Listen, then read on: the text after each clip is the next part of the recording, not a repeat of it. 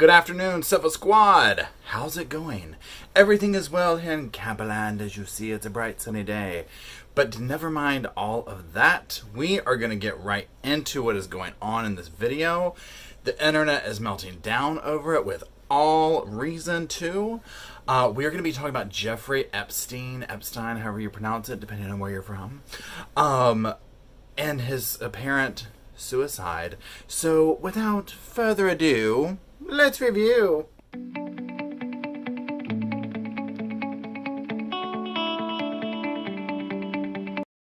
Okay, like I said, y'all, the internet has been on meltdown mode today. I don't know how it is in your world, but over here, the Sofa Squad is just a fire with this. So I saw this come across the Sofa Squad desk this morning, and I was like, oh my God. I was just like, I have so many questions. Everybody does. There's so many things unanswered. So what I want to do is just review this article. Now, I'm going to be doing some more videos and stuff like that and deep dives on Jeffrey and this whole thing because I think that there's going to be a lot of conspiracy theories that come from this, and the shocking tales of this story are going to continue because let's be honest, what he did is so out there. You're just like, how did this guy get away with this? What happened? How does this happen in the world? All the way down to the events of today. So let's get into it. So, like we said, so Jeffrey Epstein, he killed himself, seemingly killed himself at a New York jail cell, according to authorities in New York and media reports. And so I'm just going to read a little quote here. Saturday, August 10th, 2019, at approximately 6:30 a.m., inmate Jeffrey Edward Epstein was found unresponsive in his cell, subsequently pronounced dead by hospital staff. And that came from the Metropolitan Correctional Center, where he was being held without bail since he was arrested on July 6th. And remember, the charges are like sex trafficking young girls, up to or all the way down to age 14. So now the FBI is investigating this incident, and the Attorney General William Barr said that he hoped he had also opened an investigation by the Department of Justice's Inspector General and was appalled by the death. Epstein's death raises serious questions that must be answered, Barr said. So, here's one thing. Let's pause here for a second. He was on, so we all know that something happened to him, not that long ago, and that it seemingly was like an attempted suicide, something like that. So he was put on suicide watch. Now, typically when people are on suicide watch, they are like in a turtle suit, they have to eat certain food, there's nothing in their room, they're on closed caption cameras, people are checking on them constantly. So it's kind of like, how did this happen? Another thing that goes on, because this man, and we'll get to this a little bit further, but because of the bombshell stuff that was coming out, you just had to hear it to where you're like, this is literally like, a Black Mirror episode. You know what I'm saying? And so very powerful people were attached to this guy and probably going to be going down and still could. And that's what we're hoping for is, for everyone to be brought to justice, obviously. So it's just very coincidental that all of a sudden he then ends up, a suicide. So I think the huge question here is it a real suicide or did somebody help him out with the suicide? So let's continue going through the article. Now, lawyers for several of Epstein's alleged victims, including Virginia, whose depositions detailing her experience as one of the financier's slaves when she was just 14 years old, those were released yesterday, and it called for the investigations into his crime continued despite his death. So these were like, look, we need to keep going with this. And I'm just going to read a quote here. We are hopeful that the government will continue to investigate and will focus on those who participated and facilitated Epstein's horrifying sex trafficking scheme that damaged so many. And that was Sigrid McCauley said that quote. And it's true. Just because that's, I think, what's so devastating is everybody's so nervous for these victims that they're not going to, their story won't be told and justice won't be served. A lot of people were, rightfully so, upset with the last time that this happened. And I say last time, meaning the only time that he's really been caught for it, because it's been going on. It hasn't ever stopped. But when he was caught for it, he got what a lot of people, let's be honest, it was a very sweet, easy deal, that he was most likely padding the pockets of people. So now, speaking on this past crimes, he was being held this time on charges relating to like alleged sexual misconduct from at least back to 2002, 2005. Obviously, he pleaded not guilty, but he was not given bail, so he was being held. So his game was up. He was going to be waiting trial probably for a hot minute.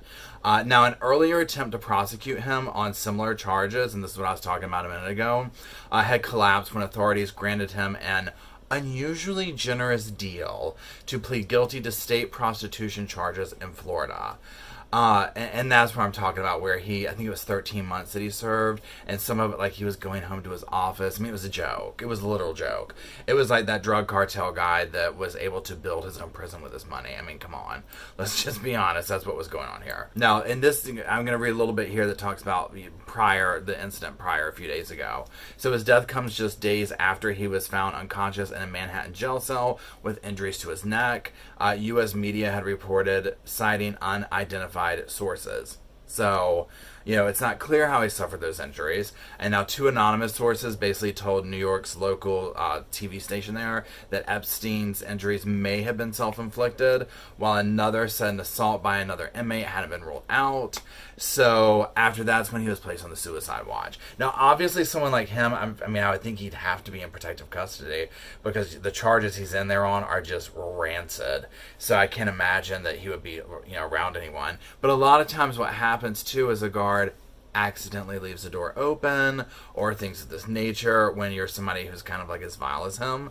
But also another thing is this guy had so much money and access to people and the circles that he ran in, so he could have easily been pulling something, or somebody else could have been pulling something on him to avoid some really bad stuff coming out about them. Now, some of the first allegations of sexual abuse came back in 2005 when a woman contacted the Palm Beach police, and she alleged that her 14-year-old stepdaughter had been taken to Epstein's mansion by an older girl, and the girl was allegedly paid like $300 to strip and massage him. And they went into like an 11th-month investigation that drew FBI interviews with alleged victims and witnesses, and showed that some of the girls were all under 18. So all this keeps going, and then, like I said, these documents were released on Friday with a lawsuit against Ghislaine Maxwell. I might be destroying her name there. Now, she allegedly procured girls for the financier, and it contained, like, these documents contained, like, pretty out there claims, which, let's be honest, they look like they're true. And then, of course, denials from like world leaders, and that were all allegedly involved in the sex trafficking ring. I personally think that this lady here, Maxwell, is now going to have to, because she probably knows, obviously she does, a whole bunch, because she was doing a lot of dirty work for him. So she's going to be now looked at, in my opinion, even more so if we want answers, what happened, and somebody's going to be held accountable for this. So now Virginia, who's one of Epstein's accusers, one of many, she sued Maxwell back in 2015, and she alleged that now Maxwell's like a British socialite and daughter of the former media tycoon of Robert Maxwell.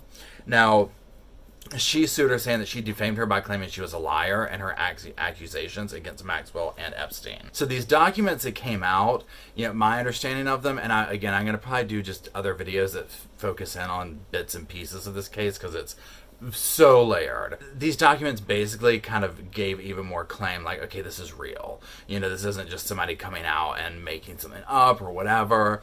So it gave it validity and all that type of stuff. And I'm not trying to say that there wasn't validity until that, but this story is so awful and out there, and there's so many people behind it with power to try and discredit it. So this is a situation where here we have, we can bring this down. And so the fact that he has committed suicide is just, devastating to it. So I want to see, obviously I hope they continue with this investigation. I hope they then can also go after the people who are still here and also responsible for this type of stuff. Maxwell, whatever these people of power are, whoever whoever they are, bring justice to this and get some answers so that, again, these people who get out of these things, whether it's padding pockets, in this case, committing suicide, things of that nature, it's just, the victims need to have a voice. Now, what will be even more interesting is to get more information in regards of how did this even happen? I mean, how did this happen? So I think that we're going to see a lot of crazy stories come out of this aspect of, was he killed? Was he not? Did he commit suicide? So on and so forth.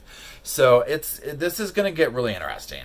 So that's it. I just kind of wanted to go over this article really quick, talk about some highlights in it, because again, a lot of you have been texting me or emailing me, whatever, and I've been looking over it, and I'm just like, oh my gosh, and I had sat here and had his name on my list of, I'm going to follow this trial, and I'm getting ready to start kind of doing a deep dive into it so that I can, get everybody on our, the Sofa Squad, like, hey, this is where we're at with this. Because it's just so, it's just so out there. And I just think that now, I'm still going to follow it, but now it's going to really be, another deep dive to get to the bottom of it. So I hope everybody has a great weekend, and thank you for choosing to hang out with me in the Sofa Squad. There's lots of links down in the description if you want to hang out with me, follow me, support me, whatever, it's there. I appreciate it. I'll talk to y'all soon. Toodaloo.